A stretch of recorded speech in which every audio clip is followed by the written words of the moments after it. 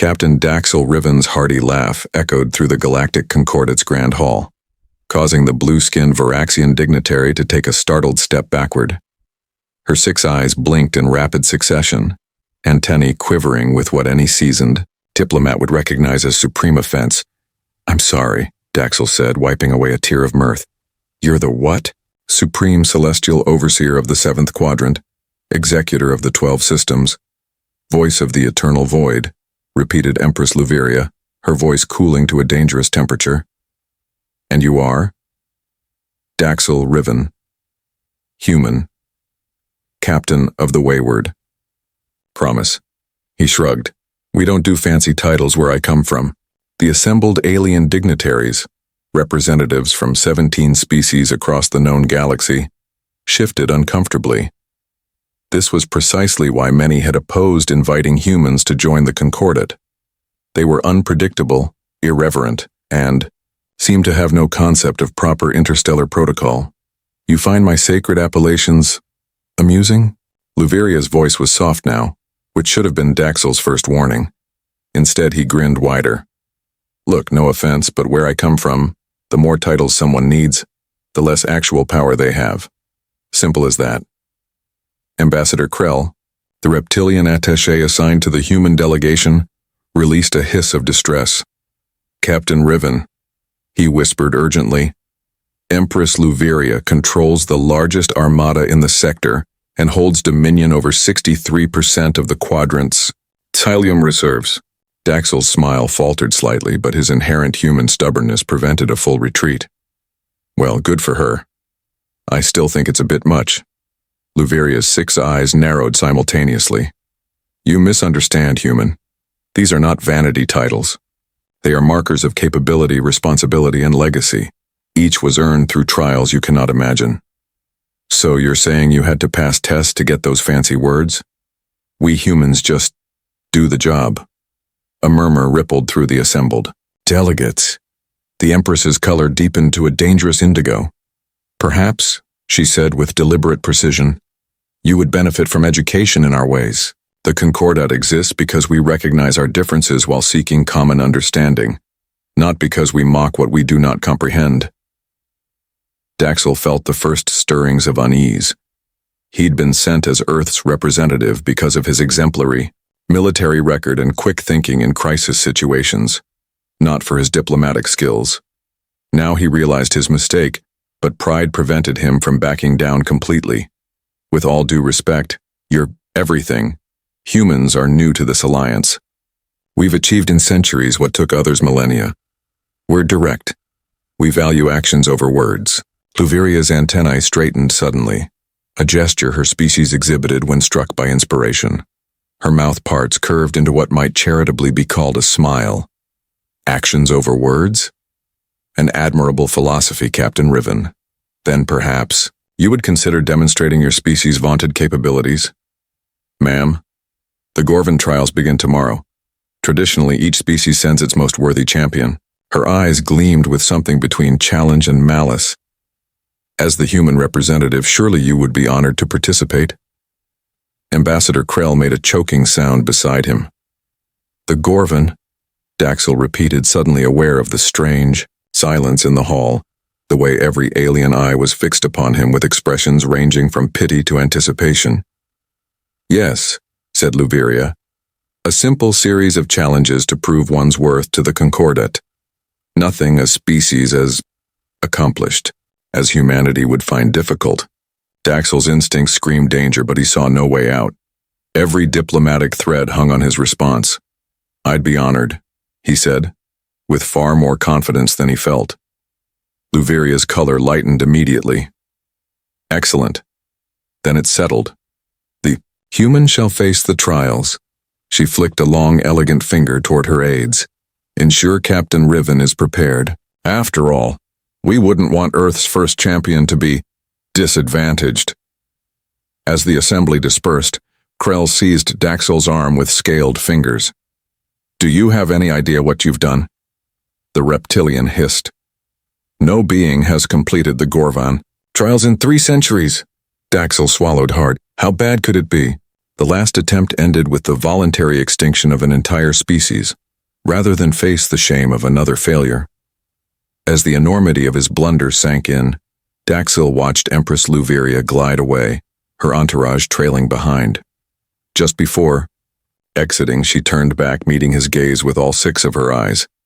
And for the first time, Daxil saw something truly terrifying. An alien empress. Smiling. Dawn on Concordat Prime brought a sky streaked with 7 moons in various phases of eclipse, a phenomenon the locals called the Path of Judgment. Daxil found this unnervingly appropriate as he was led through ancient stone corridors toward the Gorvan arena. Is there anything at all, you can tell me about these trials? Daxil asked Krell, who slithered beside him with the grim demeanor of one escorting a condemned prisoner. The reptilian sighed. Each trial is different for each contestant. The Gorvan reads minds, Captain. It challenges not just physical prowess, but the core of what makes a species itself. It reads minds? That's not very sporting. Sport? Krell's scales darkened, and what Daxil had learned was amusement. This is no game, human. The trials determine the hierarchy within the Concordat. Those who fail remain at the bottom tier, tolerated, but never truly respected. And Earth's position depends on me not screwing this up, Daxil muttered. Fantastic. They emerged into a vast circular arena carved from iridescent black stone. Thousands of spectators from dozens of species filled tiered seating that rose hundreds of meters upward. At the center stood Empress Luveria on an elevated platform, resplendent in ceremonial armor that caught the light of the 7 eclipsing moons. Ah, the human arrives, she announced, her voice magically amplified across the arena. Step forward, champion of Earth. Daxil approached with what he hoped appeared as confidence rather than the reckless bravado masking terror that it actually was. Behind Luveria loomed a massive crystalline structure, a dodecahedron of impossible geometry that seemed to shift and change when not directly observed. The Gorvan, Krell whispered. The ancient judge. That's alive? Daxil whispered back. More alive than you or I. It has existed since before the Concordat, before most of our species achieved sentience. Luveria raised her forearms. The trials begin with the declaration of worth. Captain Riven, approach the Gorvan and state why humanity deserves consideration among the stars. Daxil stepped forward, acutely aware of the silence pressing in from all sides. The crystalline structure pulsed with inner light as he approached. He began, then stopped. Whatever he said next would represent not just himself, but his entire species. The crushing weight of responsibility made his next breath difficult. The crystal began to emit a low hum that vibrated through Daxil's bones. Without warning, images flooded his mind. Earth's wars, pollution, cruelty. But also, innovation, compassion, resilience. All of human history compressed into seconds of overwhelming sensation. We are imperfect, Daxil found himself saying, though he hadn't consciously chosen the words. We fight, we destroy, we make terrible mistakes, but we learn, we adapt. We never stop trying to be better than we were yesterday. The Gorvan's humming intensified. Humanity doesn't deserve a place among the stars, Daxil continued, surprising himself. Not yet, but we're working on it. And we will never, ever stop working on it. That is our worth, not what we are, but what we're determined to become. Gasp rippled through the arena. Daxil glanced at Luveria, whose antennae had gone completely rigid. The human speaks truth to the Gorvan, she announced, sounding grudgingly impressed. The first trial is past. Relief flooded Daxil, until the crystal structure began to rotate, its faces realigning into a new configuration. The second trial is the challenge of fears, Luveria continued. The Gorvan will manifest your species' greatest collective terror. You must overcome it to proceed. Before Daxil could protest, the crystal emitted a blinding flash. When his vision cleared, the arena had vanished. He stood alone in perfect darkness. No, not darkness. Emptiness. The absolute void of deep space stretched in all directions. No stars, no planets, nothing. Understanding hit him like physical pain. The Gorvan had manifested humanity's deepest fear, that we are truly alone in the universe.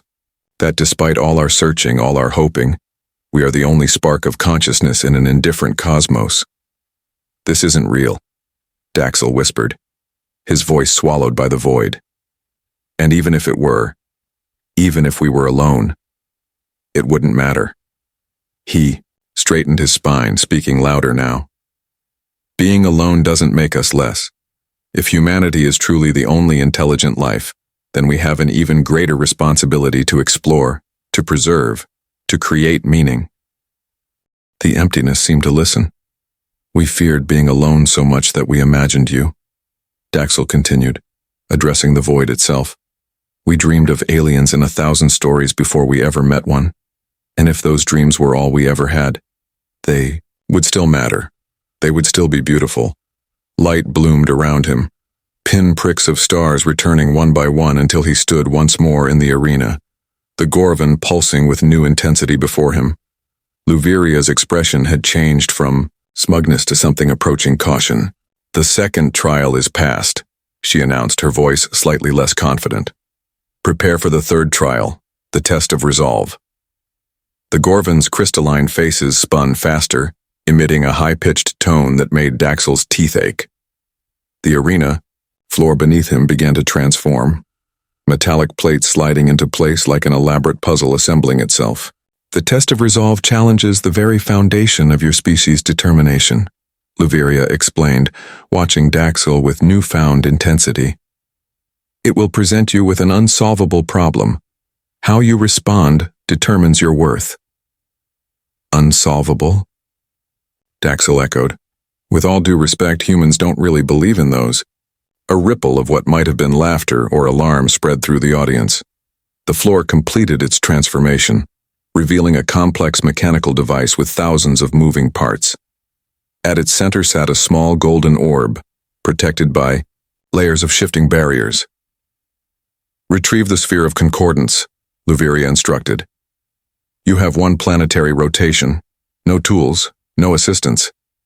Daxel approached the mechanism cautiously. It responded to his proximity by accelerating its movements, barriers sliding faster, defensive protocols activating. A quick analysis told him this was indeed designed to be impossible. The patterns were random, the timings irregular, and certain sections appeared to defy physics as he understood them. He circled the device for nearly an hour, studying its movements, occasionally reaching out to test a sequence only to snatch his hand back as razor-sharp edges snicked past his fingers. In the audience, various alien dignitaries began to lose interest. This was the expected outcome, hours of futile attempts followed by reluctant surrender. Even Ambassador Krell had settled into a meditative posture, resigned to a long wait. Only Empress Luviria remained attentive, her 6 eyes never leaving the human. After his third hour of observation, Daxel sat down cross-legged before the machine. "What are you doing, human?" Luviria called out. "Do you surrender?" "No," Daxel replied simply. "I'm thinking." Another hour passed in silence. The machine continued its chaotic dance, but Daxel remained motionless, deep in concentration. Whispers began among the spectators. No previous challenger had responded this way. Suddenly, Daxel stood. He approached the machine again, but made no attempt to reach for the sphere. Instead, he began to walk around it, studying not the mechanism itself, but the floor beneath it. "Interesting approach," came a voice at his side. Luviria had descended from her platform to observe more closely. "You said this tests our resolve," Daxel replied without looking up from his examination. "But you never specified how we're supposed to get the sphere." "The method is irrelevant. The outcome is impossible," Daxel smiled. "That's where we disagree." He completed his circuit and returned to his starting position. Then, to everyone's surprise, he lay flat on the ground and slid partially under the machine's outer edge. "Captain," Krell called in alarm, "that mechanism will—" But Daxel wasn't reaching for the sphere. Instead, he pressed his palm flat against the underside of the device, located a specific panel, and pushed upward with all his strength. A loud click echoed through the arena.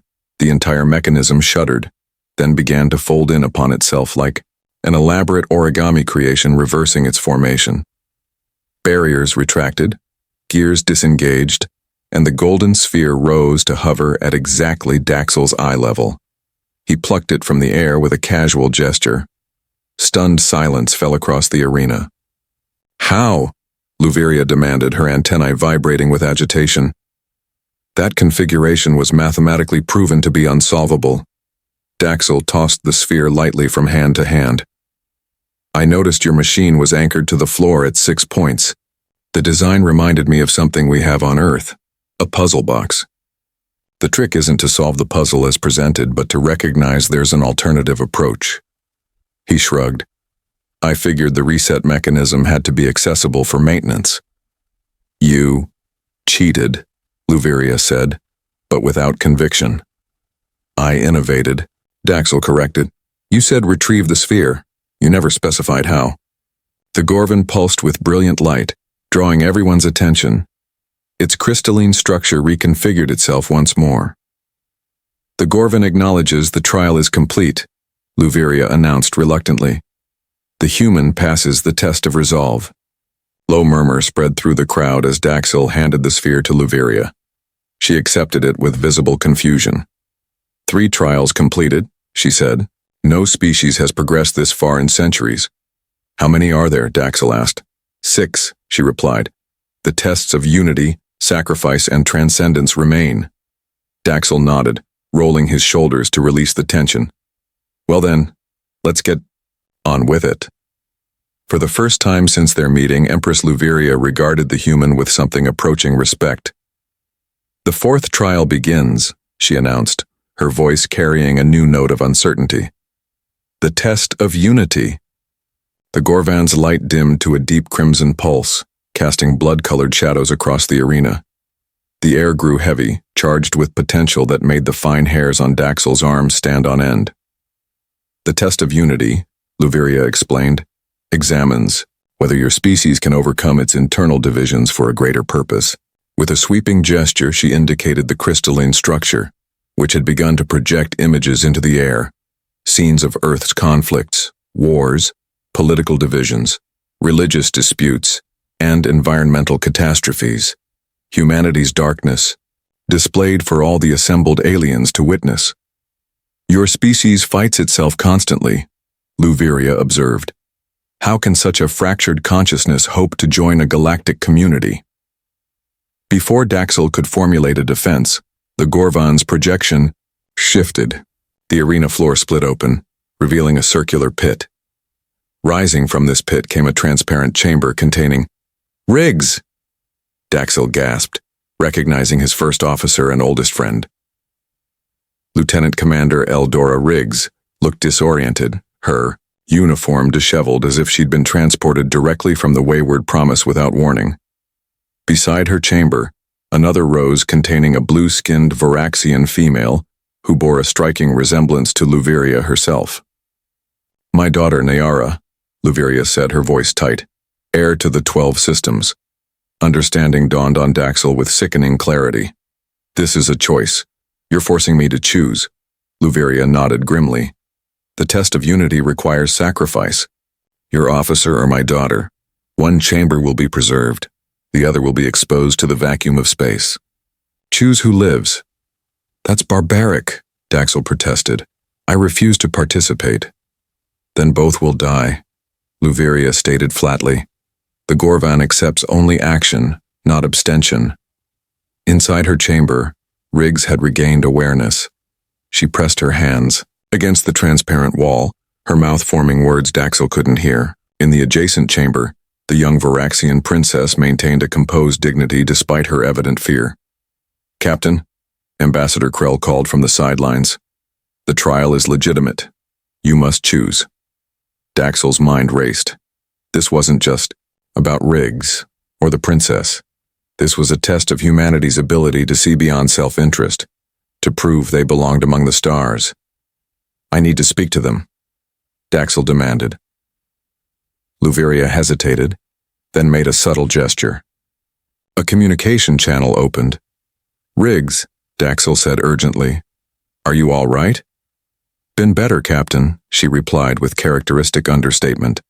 1 minute I was on the bridge, next I'm in this fishbowl. What's happening? It's a test.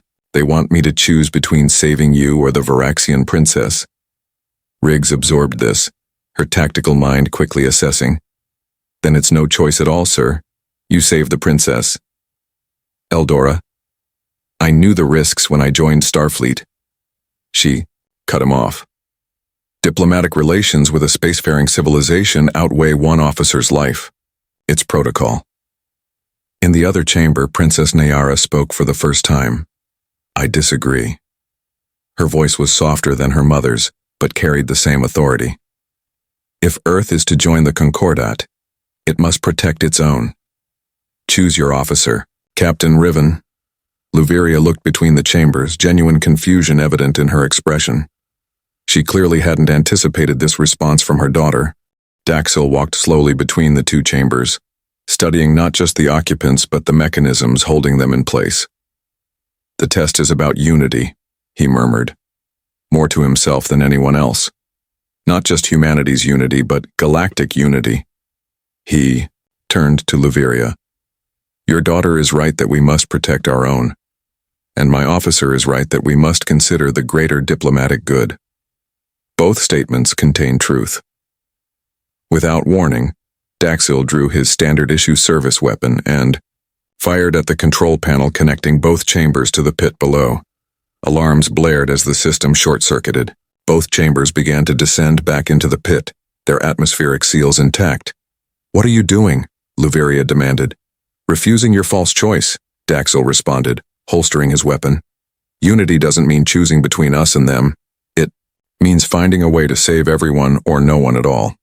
The Gorvan flared with brilliant white light, nearly blinding the arena's occupants. When visibility returned, both chambers had vanished into the pit and the floor had resealed without a trace.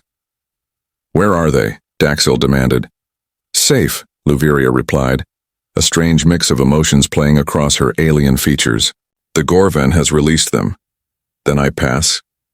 You reinterpreted the test, Luveria admitted. But yes, the Gorvan accepts your solution. A sound like distant thunder rolled through the arena as the crystalline entity reconfigured itself. Once more, 4 of its faces now glowed with completed trials. The 5th trial awaits, Luveria announced. The test of sacrifice. Daxil straightened his uniform, trying to hide his exhaustion. What else can I possibly sacrifice? You've already threatened my friend's life. Luveria's antennae drooped slightly, a gesture of solemnity among her kind. Not all sacrifices involve life, Captain. Sometimes what we must surrender is much more precious. The Gorvan's light shifted to a deep, midnight blue. The test of sacrifice requires you to surrender that which humanity values above all else, Luveria explained. And what would that be? Daxil asked warily. Freedom. The word hung in the air between them, loaded with meaning that transcended species and cultures. Freedom. Explain, Daxil demanded, his voice tight. Luveria gestured, and the Gorvan projected a new image. A contract rendered in alien script that continually translated itself into human standard. The Concordat exists because each member species surrenders certain sovereign rights, Luveria explained. Population controls, resource allocation limits, military restrictions, technological development oversight. As she spoke, specific clauses in the contract illuminated. This is the submission protocol. All member species sign it. All members abide by it. Luveria's tone grew solemn. To pass the test of sacrifice, you must sign on behalf of Earth, binding your species to these terms for 10,000 years. Daxil scanned the document with growing horror. The restrictions were comprehensive. Earth would be limited to its current population, forbidden from expanding beyond Mars, required to provide resources to the Concordat at rates determined by the Council, and prohibited from developing technologies deemed destabilizing. This isn't an alliance, he said slowly. It's subjugation. It is order, Luveria corrected. Stability. the price of belonging to something greater than yourself. Ambassador Krell moved to Daxel's side. Captain, these terms are standard. Every species represented here has signed the same protocol. And you all just gave up your right to self-determination?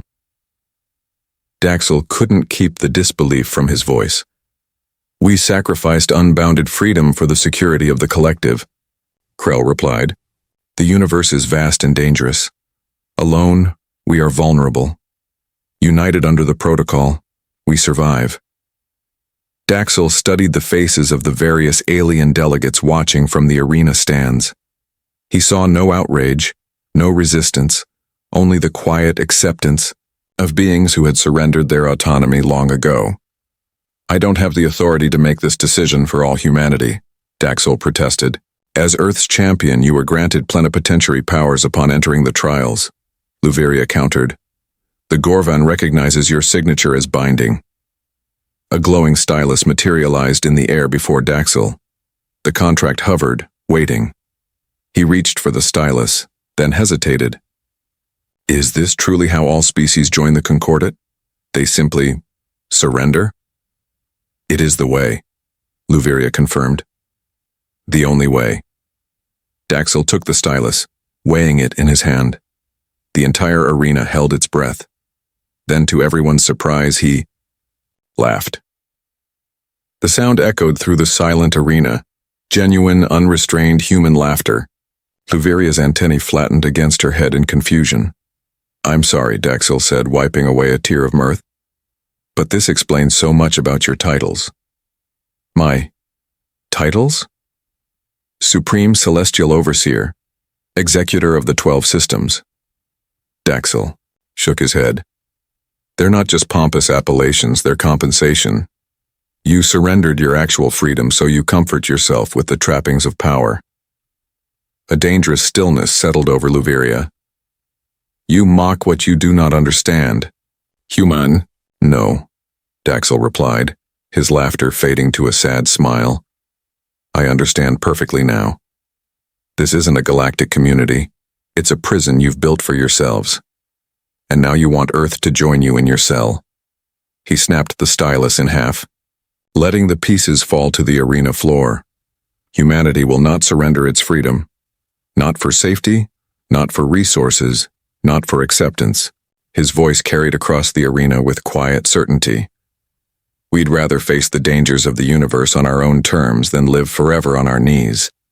Gasps and murmurs rippled through the alien audience. Luveria's blue skin darkened with emotion.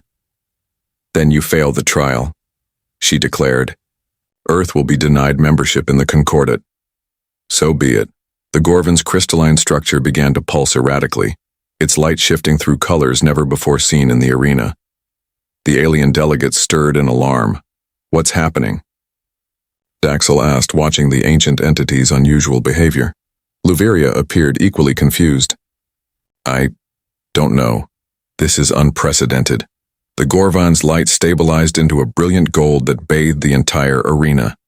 One of its faces, the one representing the 5th trial, began to glow. Impossible, Luveria whispered. What is it? Daxel pressed. The Gorvan has accepted your refusal. Luveria's voice held disbelief.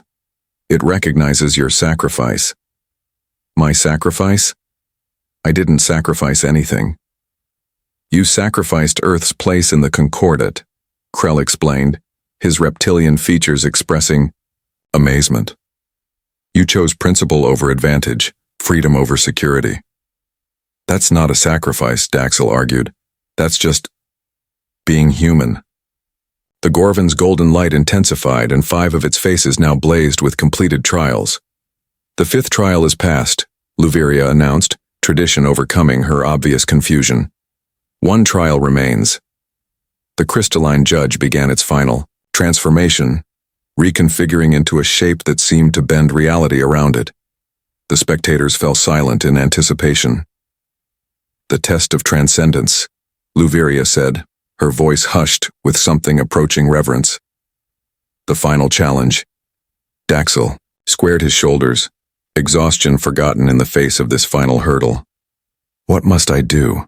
For the first time since their meeting, Empress Luveria looked genuinely uncertain. No one knows, she admitted. No living being has reached this stage in 300 cycles. The Gorvan's light changed once more, this time to a color Daxel couldn't quite perceive. It seemed to exist somewhere beyond human visual capability, registering in his mind rather than his eyes. The sensation was disorienting but not unpleasant. The test of transcendence, Luveria explained, her voice uncharacteristically subdued, evaluates a species' potential, not what you are now, but what you might become. The crystalline entity expanded, its geometric form growing until it encompassed the entire arena. Daxel found himself standing at what felt like the center of the universe, surrounded by infinite reflections of himself, stretching in all directions. What am I supposed to do? He asked, his voice echoing strangely in the transformed space. The Gorvan will show you, Luveria replied, her form now translucent as she stepped back, fading into the light. Alone within the crystal's heart, Daxel waited. Seconds stretched into minutes with nothing happening. Then, without warning, knowledge began to flow into his mind, not as words or images, but as pure understanding. The secrets of the universe unfolded before him, faster than light travel without the limitations of current methods, energy generation that could power entire civilizations without resource depletion, medical techniques that could extend life indefinitely. The knowledge was intoxicating, overwhelming in its scope and potential. This could catapult humanity centuries ahead, Daxel thought. We could bypass generations of research and development. As this realization formed, a second revelation followed. He was being offered a choice. The Gorvan would allow him to retain this knowledge if he wished, to take it back to Earth and revolutionize human civilization overnight. The implications were staggering. With this knowledge, Earth could dominate not just their solar system, but potentially the galaxy. They would never need the Concordat. They could become the power that others feared, rather than the newcomers seeking acceptance. As temptation coursed through him, Daxel became aware of a presence beside him, not physical, but a consciousness intertwined with his own. What would you do with this power? It seemed to ask without words. Daxel considered the question honestly. Humanity's history was a complex tapestry of tremendous achievement and terrible failure. Given such advanced knowledge without earning it, without the cultural and ethical evolution that should accompany such discoveries. We're not ready, he said aloud, the words echoing endlessly through the crystalline dimension. This knowledge without the wisdom to use it properly would destroy us, or tempt us to destroy others.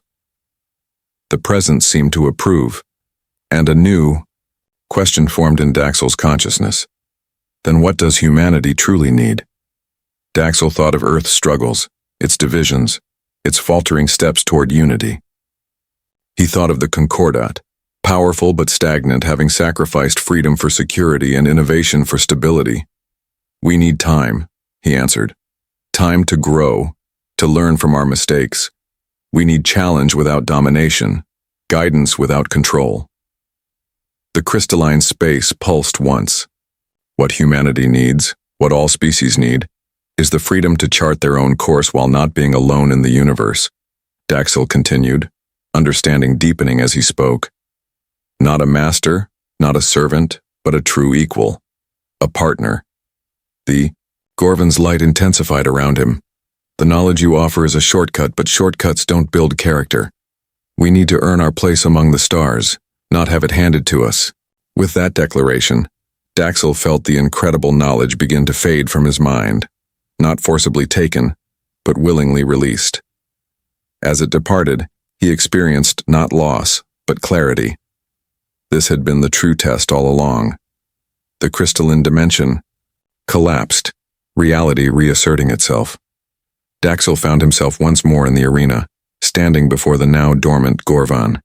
All 6 of its faces glowed with completed trials. Silence reigned as the assembled aliens struggled to comprehend what they had witnessed. Empress Luveria approached slowly, her expression unreadable. The trials are complete, she announced formally. All 6 challenges have been met. A murmur of disbelief spread through the audience. The human has achieved what no being has accomplished in 3 centuries, Luveria continued. By ancient law, this grants him the right to claim a boon from the Concordat. She turned to Daxel. What do you ask of us, champion of Earth? Daxel considered carefully. With this unexpected leverage, he could demand Earth's admission to the Concordat without signing the submission protocol. He could request technologies, resources, protection. Instead, he said, I ask for a new beginning. A renegotiation of the terms by which species join the Concordat, not as subjects, but as true allies.